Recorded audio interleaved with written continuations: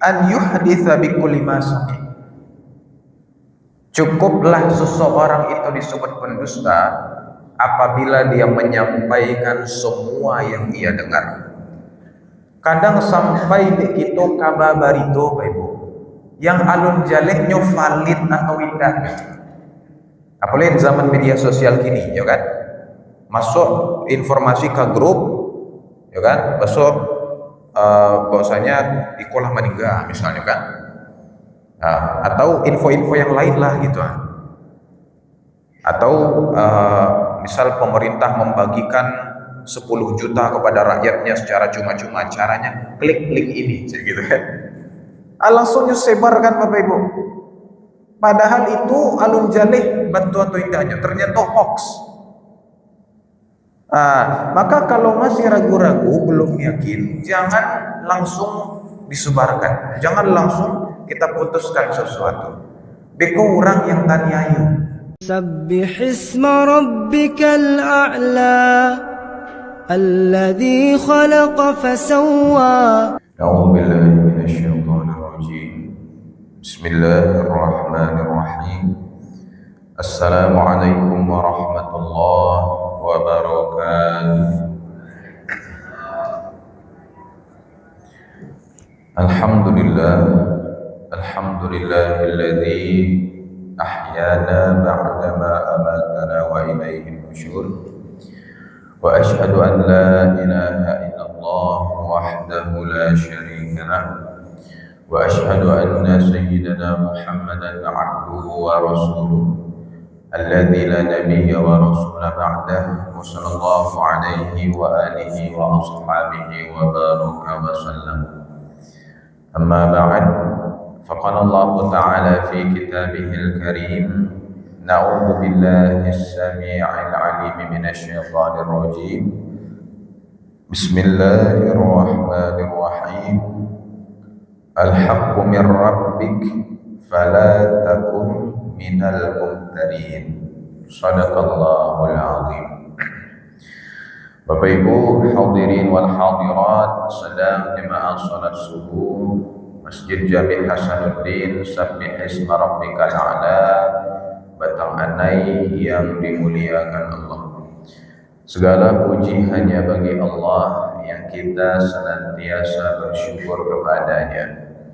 Allah kembali kumpulkan kita di sini dalam majelis yang mulia ini dalam keadaan yang sebaik-baiknya. Bapak Ibu, satu hal yang mesti kita ingat, apabila hajat kita dipenuhi oleh Allah, apabila kita berhasil melakukan yang kita inginkan, atau apabila kita telah sampai ke tempat yang kita tuju, artinya Allah sudah melindungi hajat kita tersebut dari segala keburukan. Sampainya kita ke masjid ini tanda bahwasanya Allah telah melindungi kita dari berbagai kemungkinan yang bisa saja terjadi. Maka tidak henti-hentinya kita mengucapkan Alhamdulillah. Kita puji Allah yang telah melindungi kita dari segala keburukan sehingga kita bisa duduk di sini dalam keadaan yang sebaik-baiknya. Mudah-mudahan Allah jadikan kita hamba yang pandai bersyukur. Amin ya rabbal alamin. Salawat dan salam kepada baginda Nabi Muhammad sallallahu alaihi wasallam. Yang terhormat Ketua Pengurus Masjid Sabbih Isma dan jajarannya, yang terhormat para tokoh masyarakat Tungku Tigo Sajarangan, ini Bapak Alim Ulama Jadi Pandai, Kapai Tampe Batanyo, Kapulang Tampe Kaba Barito. Yang terhormat ustadz-ustadz kita yang senantiasa mendampingi dan mengimami sholat-sholat kita, umumnya kepada seluruh jemaah, tidak disebut nama dan gelar, insya Allah kita semua dimuliakan Allah. Amin ya rabbal alamin. Sehat-sehat saja ya Bapak Ibu. Alhamdulillah. Bapak Ibu yang dimuliakan Allah, kita lanjutkan bahasan kita dalam kitab Al-Arba'in An-Nawawiyah, yang alhamdulillah sekarang kita sudah sampai di hadis yang ke-11 dari total 42 hadis di dalam kitab tersebut. Mudah-mudahan Allah menghendaki kita untuk bisa menyelesaikannya sampai hadis yang ke-42. Jadi hadis yang ke-11 ini Bapak Ibu, judulnya adalah tinggalkan yang meragukan. Dalam Al-Quran surah Ali Imran ayat 60, Allah Ta'ala berfirman, A'udzubillahi minasyaitonirrajim, Al-haqqu min rabbik fala takum minal mumtarin. Kebenaran itu datang dari Tuhanmu, maka janganlah engkau menjadi orang yang ragu-ragu. Adapun bunyi hadisnya, hadis yang ke-11 ini, An Abi Muhammad Al-Hasan ibn Ali ibn Abi Talib, dari Abu Muhammad yaitu Al-Hasan bin Ali bin Abu Talib. Jadi yang meriwayatkan hadis ini adalah Hasan. Siapakah Hasan? Al-Hasan, cucu Nabi Muhammad sallallahu alaihi wasallam. Nabi memiliki 2 orang cucu kembar. Yang satu namanya Al-Hasan, yang satu lagi Al-Husain. Sibti Rasulillah. Di sini disampaikan sibti, Bapak Ibu. Jadi dalam bahasa Arab itu ada namanya sibti, ada namanya hafid. Kedua-duanya artinya cucu. Apa yang membedakan? Kalau sibti itu cucu dari jalur perempuan, cucu dari anak perempuan, itu namanya sibti. Sedangkan hafid itu cucu dari anak laki-laki. Jadi seperti itu bahasa Arab itu, detail, rinci. Nanti awak kan sama saja Bapak Ibu, cucu anak padusi, cucu anak laki-laki, cucu dua namanya, ya kan? Dalam bahasa Arab itu dibedakan. Maka Al-Hasan ini adalah sibti Rasulullah, cucu Rasulullah dari anak perempuan beliau. Siapakah dia? Sayyidah Fatimah Az-Zahra, Fatimah binti Muhammad. Jadi Al-Hasan ini adalah putra daripada putri Rasulullah, yakni Sayyidah Fatimah Az-Zahra. Bapak Ibu, kemudian dikatakan dalam hadis ini, sibti Rasulullah sallallahu alaihi wasallam, dia adalah cucu Rasulullah sallallahu alaihi wasallam dari anak perempuan beliau, wa raihanatihi, dan kesayangan beliau. Jadi Nabi ini sangat sayang kepada 2 orang cucunya ini Bapak Ibu, Al-Hasan dan Al-Husain, sangat sayang sekali. Bahkan disebut sebagai raihan, sebagai kesayangan Nabi. Betapa sering Al-Hasan dan Al-Husain itu ketika Nabi sholat nyupanjeh Nabi Bapak Ibu. Jadi yang anak manjanian orang kayak nyukudo pas sedang sholat, itu sejak dulu lah terjadi. Awak sedang sujud naik kateknya, ya kan? Sampai-sampai Rasulullah pernah memanjangkan sujud beliau gara-gara cucu beliau bertengger di atas kepalanya. Jadi Nabi sujud lama kan, heran tuh sahabat aku lama sujud. Baru Nabi mangkik kepala. Setelah selesai beliau sampaikan, tadi cucu ambo hinggap di atas kepala ambo. Dari situ ulama mengambil hukum Bapak Ibu, boleh memanjangkan sujud atau gerakan sholat dalam keadaan tertentu. Seandainya nyongkek dari Rasulullah langsung kepala beliau, bisa jadi cucunya nanti terjatuh, ya kan? Sehingga terjadi hal-hal yang tidak diinginkan. Bapak Ibu yang mulia, maka Al-Hasan ini adalah orang yang sangat mulia. Bahkan Rasulullah katakan beliau adalah pemimpinnya anak muda di surga nanti. Nah, jadi golongan anak-anak muda, Bapak Ibu yang soleh, nah itu nanti masuk surga dipimpin oleh Al-Hasan radhiyallahu anhu. Beliau meriwayatkan dari kakeknya, yakni Rasulullah sallallahu alaihi wasallam. Apa kata Nabi? Ya, apa kata beliau? Hafiztu min Rasulillah sallallahu alaihi wasallam. Aku menghafal dari Rasulullah sallallahu alaihi wasallam.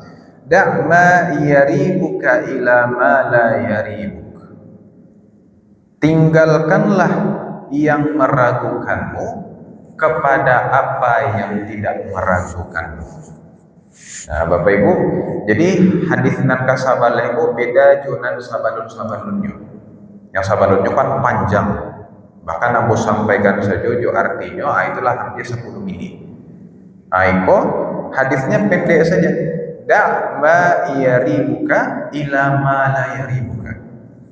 Tinggalkanlah yang meragukanmu kepada apa yang tidak meragukanmu.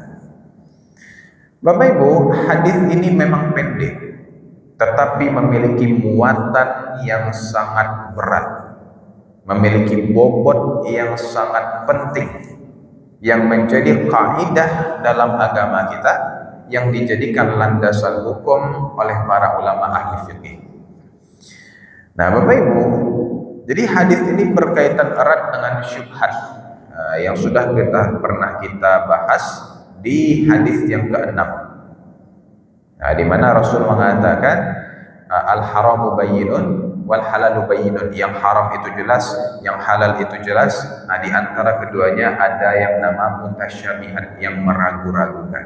Nah, jadi erat kaitannya ke situ Bapak Ibu, tapi di hadis ini itu lebih diperjelas.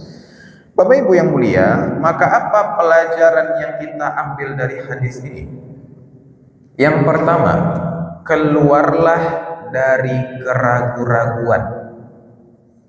Kalau belum yakin, jangan dulu diputuskan. Nah, misal Bapak Ibu, ada orang tua. Orang tua ini tinggal di suatu tempat yang jauh. Nah, yang tidak ada yang tahu kabar itu, atau kalaupun tahu masih ragu-ragu. Jadi dapatlah kabar Ibu, bahwa orang gaek pola meninggal. Kalau sudah meninggal, berarti hartanya jadi harta warisan. Dan kalau sudah jadi harta warisan, tentu bisa dibagi-bagi ke anaknya, ya kan? Ada bagian-bagiannya bego. Nah, Bapak Ibu, tidak boleh kita langsung menganggap beliau meninggal sampai pasti dulu, sampai yakin. Nah, kau masih ragu-ragu kan? Nah, lah meninggal gak itu mah hanya bagi-bagi langsung. Kiranya tiba telepon, ambo ka pulang kampung cek. Kama saya apa salahmu? Kok kami sanggup apa lah? Aduh, kurang aja kalian saya mah.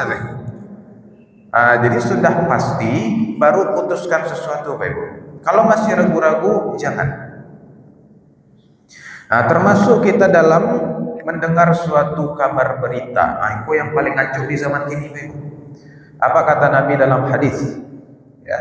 Kafa bil mar'i kadziban an yuhditsa bi kulli ma sami. Cukuplah seseorang itu disebut pendusta apabila dia menyampaikan semua yang ia dengar. Kadang sampai begitu kabar barito Bapak Ibu, yang alun jalehnya valid atau tidak. Apalagi di zaman media sosial kini, ya kan? Masuk informasi ke grup, ya kan? Masuk bahwasanya ikolah meninggal misalnya kan? Nah, atau info-info yang lain lah gitu. Atau misal pemerintah membagikan 10 juta kepada rakyatnya secara cuma-cuma, caranya klik link ini gitu kan. Langsung sebarkan Bapak Ibu. Padahal itu alun jalih bantu atau indahnya ternyata hoax. Maka kalau masih ragu-ragu, belum yakin, jangan langsung disebarkan. Jangan langsung kita putuskan sesuatu. beko orang yang taniayu. Maka lah pastinya lah yakin gitu bahasa berita tu batua lah valid, barulah kita kok disebarkan, ya kan? Pokoknya pastikan dulu bahwasanya perkara itu valid dan yakin kita bahwa itu berita yang benar. Nah, jadi jangan sembarang saja kita meneruskan berita dapat kabar, ya kan? Ada orang bercari suatu tayangan, Ibu. Ada nenek-nenek, berdua orang kan, manangih-nangih. Nyatanya langsung ada orang lewat, aku manangih nek. Lah maningga apa nan napo tu nan ganteng nan gagah tu lah maningga gitu nenek kok. Jadi manangi berdua Ibu karena ada tetangganya yang ganteng itu orang yo maningga, ya kan? Tiba orang sebelah, Bu, nek ndak apa tu nan maningga do anaknya. Oh lain anaknya, alhamdulillah gitu nenek tu. Entah apa alasan menyebut alhamdulillah tadi Bapak Ibu. Nah, Bapak Ibu yang dimuliakan Allah, maka kalau sudah yakin baru kita ambil sikap. Kemudian yang kedua, pelajaran yang kita ambil dari hadis ini, kalau tidak ragu, tidak usah diragu-ragukan. Kok kan acuh Bapak Ibu. Kata Nabi, kata Allah dalam Al-Quran surah Yunus ayat 36, Inna dhanna la yughni minal haqqi syai'a. Sesungguhnya prasangka itu tidaklah sedikit pun membawa pada kebenaran. Jadi kalau memang nyendak meragukan, tak usah diragu-ragukan. Misal, ada kawan magih ayam goreng, Assalamualaikum, salam Bu, kok ayam goreng untuk Ibu. Mudah-mudahan enak. Nggak usah lu ditanya, lai halal ayam kok, ya kan? Atau dari mana biti mambalinya kok? Nggak usah Ibu. Jadi kalau nyoto tidak meragukan, tidak usah perlu diragu-ragukan. Hukum asal segala sesuatu itu halal sampai datang tanda atau informasi bahwa itu haram. Apalagi yang membawa adalah saudara kita orang Islam. Tidak mungkinlah saudara kita magih yang haram kepada kita.